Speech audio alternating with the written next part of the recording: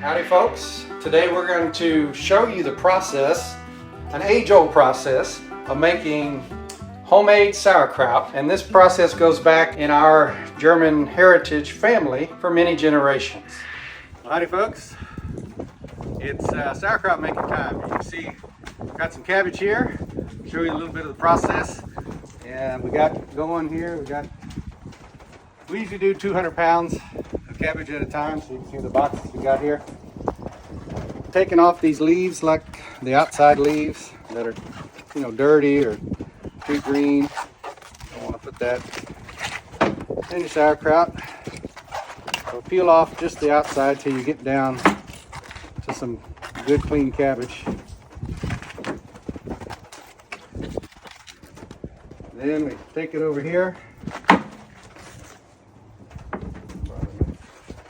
and just take a knife and cut off this stem part, the bottom, just like that. Just cut that off. And then we take it and cut it in two. That, so you can see we've got some nice cabbage here, and we throw it in a wash tub with water in it so that when we slice it, I'll show you that here in just a second, it slices easier. So just grab a couple of these, head over here to the cutting board. We've got some old, we call crap cutters. This was my grandmother's, and so we're using that. We used to have, you can see these slats in here for a box, and this other one had the same thing. This was my wife's grandmother's, so we used two at a time, but used to have a box, and you would put this head in the box and slide it, but we don't have the boxes anymore, so we just do it by hand. But you want to be careful that you, this is very sharp, that you don't get your fingers or fingernails or fingers in there. So just take it like this. Always cut against the cabbage, against the grain. So I always kind of put my thumb here on the core and just go like that. And then rotate it around. Again, always going against the grain, because if you went with it, this would all just flake to pieces. So, but you don't want to get the core in there, so just kind of keep rotating it until you get it all the way down without getting into the core in there.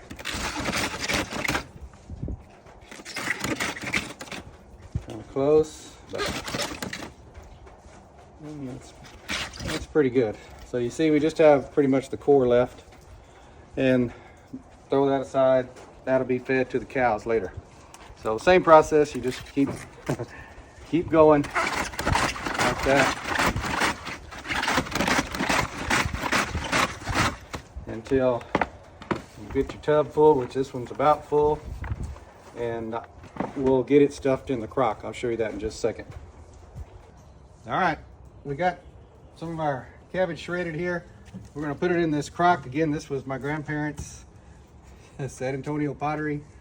This is 8, meaning 8 gallons. I've got a 6, this 8, and then a 10 that I'll use to put all this in. So you just take some cabbage and throw it in the bottom, and you get a box of salt. Just plain table salt works. You don't have to have pickling salt or kosher salt or anything like that. Just plain salt. But again, I don't know if it makes any difference, but my grandmother always said, don't use the iodize.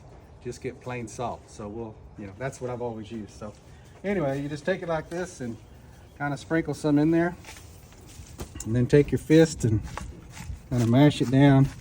We're at the very bottom, so it's dry right now, but as we come up with the cabbage and the salt, you just do it in layers. So take another layer. By the time we get to the top, it'll be water in here, because the salt will start pulling the water out of the cabbage. So just do layers about, say, 2 inches thick, and then just kind of put some salt. I go across a couple of times in the same process. Just pack it in there as tight as you can, mash it down, and then just repeat that process all the way to about 3 inches or so from the top, and I'll show you that once we get it all stuffed. All right, we got it just about stuffed all the way. You can see, I don't know, however many that is, 2 or 3 inches from the top. You don't want to go all the way to the top, because once it warms up and it's percolating, it'll come out of the crock. So you leave it a little short like that. And then as I told you earlier, it's going to draw water out. Well, you can see how much water, and I didn't add any water. That all just comes out of the cabbage. And the only thing that this goes in here is cabbage and salt. There's no vinegar, there's no anything else. It's just cabbage and the box of plain table salt. And then I always peel off some of the greener leaves on the cabbage to place in here. So you can just kind of put them in there on top of that. This won't be sauerkraut. Of course, it's only the shredded part that is the sauerkraut. But these leaves on top will just kind of help protect it from the air as it's sitting in the crock over these next 2 weeks. And then I just throw a little salt on top of that. And then we'll take, and I'll show you after a while, but we'll take a plastic trash bag with water and put it on here so that it'll sit down in here. And you don't want air going to it, but you want to be able, because this is going to sit for 2 weeks. And so the gas is going to, as it's fermenting, is going to want to come out. So that trash bag with water in it will let the gas come out, but it won't let the air back in. So this is all we'll do for now, and I'll show you how to put the trash bag on there in just a little bit. All right, we got all our sauerkraut put in the crocks and stuff there. Just want to show you, this is our shop. It just doesn't have air conditioning, just we have open windows. My grandparents' house where we did this, they didn't have air conditioning, but they had what they called a breezeway. That was part of the house, but it had screens on both ends, and the wind was just able to flow through. So I'm telling you that because of the temperature that you need to make this work. We always do this in May. That's when we did it with my grandparents. I know cabbage usually comes in, you know, if you plant it in the fall, comes in February or March or something like that. But we always do this in May because of the heat. The cabbage needs to ferment, so it needs a certain amount of heat to make it do that. So we always did it in May because it was warm enough here in South Texas to make the cabbage ferment. So just wanted to kind of tell you that. So if you're trying to do this, don't do it in the air conditioning. Don't do it during the winter months. You want to be at least warm where it can ferment properly, and it stays in here for 2 weeks to ferment. So anyway, all that said, we have a shower out here, and that's where I put it in because, as you can see, the bags are on top of the cabbage and they're lower down. But in the next couple of days, when this starts to really ferment, it's going to rise up, and the juice, not the water in the bags, but the juice from the sauerkraut is going to spill out. So you don't want that spilling in your house or anywhere. So we put it in here where it can just run down the drain of the shower. But we put these plastic bags, they're not scented or anything, they're just plain plastic bags, and we put water on them. And I showed you that earlier where we got the cabbage to the top, about 3 inches from the top. And then we just put these bags on top of there like that. All of these are the same because, for a couple of reasons, you need weight to push down on the cabbage, so the water is there for the weight. You don't want air getting back to the cabbage, so these bags, they put a seal around the edge, you know, with the water pressing against them, so that when they ferment, the gas can come out, but no air can go back down into the cabbage. So we let those sit, like I said, for 2 weeks, and then we'll take them out and can it a little bit later. But I always check on this to make sure, like when it rises up, that this bag doesn't, you know, if it rises up enough, the water is going to come over the side, and then the bag could flop out. So just kind of keep an eye on it. And then about 7 days, 10 days into the process, I check it to make sure that you've still got that water on the cabbage like that. Okay, if you pull it up, and because, you know, maybe it rose up and all the water came out, you can just add tap water to the top so that you've got water back on it, because you want to keep a good amount of water on the cabbage while it's fermenting. So we're just going to leave it like that, and like I say, check on it in about 7 to 10 days to make sure the water is good. I'm going to close these windows because they will attract flies because of the fermenting process. So if you do get some flies, don't worry about it. Just try to kill them if you can, to keep them from messing with your sauerkraut. But we close that up, and the temperatures outside have been in the 80s and 90s, so it'll probably be in that range inside here while it's fermenting. So, and we got the cabbage all shredded. I didn't mention earlier, but we use those boards, the crop cutter boards, to cut it. If you don't have that, that's okay. You can use what we call a food processor and whip it up like that. Any way you want to shred it is fine. We just have the crop boards and do it that way. But if you don't have that, just use whatever you can to get it shredded and then stuff it in your crocks. If you don't have a crock, I don't know what to tell you, because this is the only way I know how to make it is in a crock. So, and these aren't crock pots that you plug in and cook a roast in. These are real, actual crocks that, again, my grandparents had all of these, so I know they've been around for 50 or 60 years, and we're still using them. But anyway, that's really all you need. If you get a crock and you get cabbage and you have salt, that's really all you need to make your sauerkraut. So we'll leave this alone now, and we'll come back and check it in a couple of weeks and get it out and show you how to can it after the 2-week fermentation process. All right, folks, well, today's the day we take our kraut out of the crocks and get it on the stove and get it cooking. So as you can see, I already took the bag and some of the top leaves off of this crock, and I took the bag off. And these were those big leaves that we put on the top. You can see how it just kind of protects the cabbage. I mean, it's edible, but you know, I don't typically eat it, but just kind of take off a little bit at the top because you don't want to have any of the brown stuff on there. But you can see it gets down to the nice, pretty white, light colored stuff.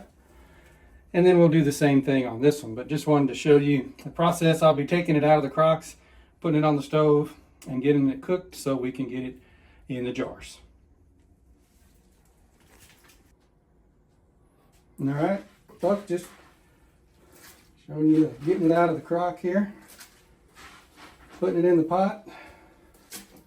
We can get it on the stove, and this is kind of my favorite part, where you can just jump in there and get you a bite. It's very crunchy. I think it has a great taste. But you can also just take it out of the crock and put it in freezer bags and stick it in the freezer. You don't have to cook it, but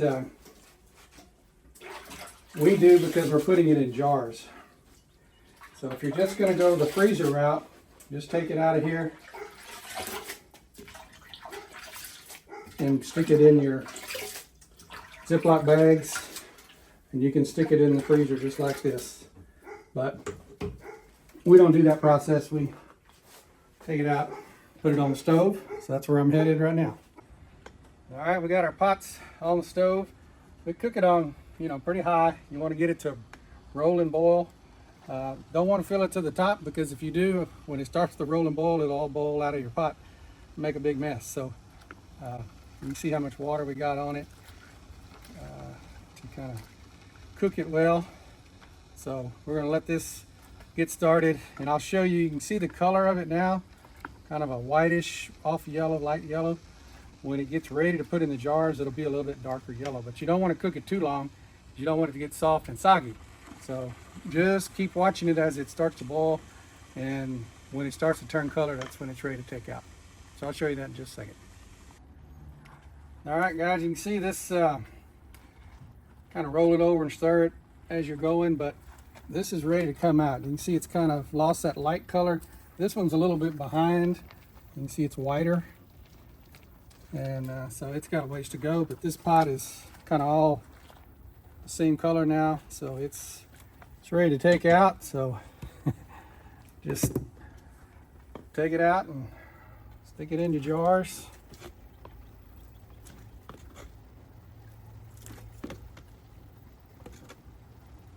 Make sure you get enough juice or water in there so that you don't want it to be dry in the jar. You want it to have plenty of juice in there. Alright, I think I got that about full. And sometimes you can go back and add a little if you need to, but that one looks pretty good. wipe it off as usual. And I got lids over here that have been boiled, so they're ready to go. And this is very hot, so you want to get a rag and get it tightened up.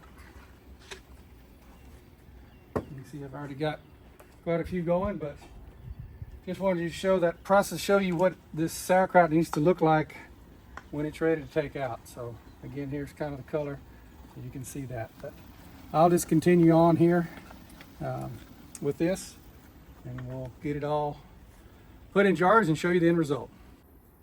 All right, folks, we got it all done. As you can see, got it out here on the table. Ended up with about 35 quarts and 8 gallons. We kind of, and a couple of pints over there, we kind of put it in different sizes. These 8 gallons will go for we do a fishing tournament for a local school here every year. So I always provide the sauerkraut for the meal at the fishing tournament. And then these other quarts will be ours to eat throughout the year. And of course, give away a few for some folks that like sauerkraut as well. But anyway, that is the sauerkraut process for the year. I showed you from the beginning to the end, and this is the end of the sauerkraut episode. So as always, God bless and giggle.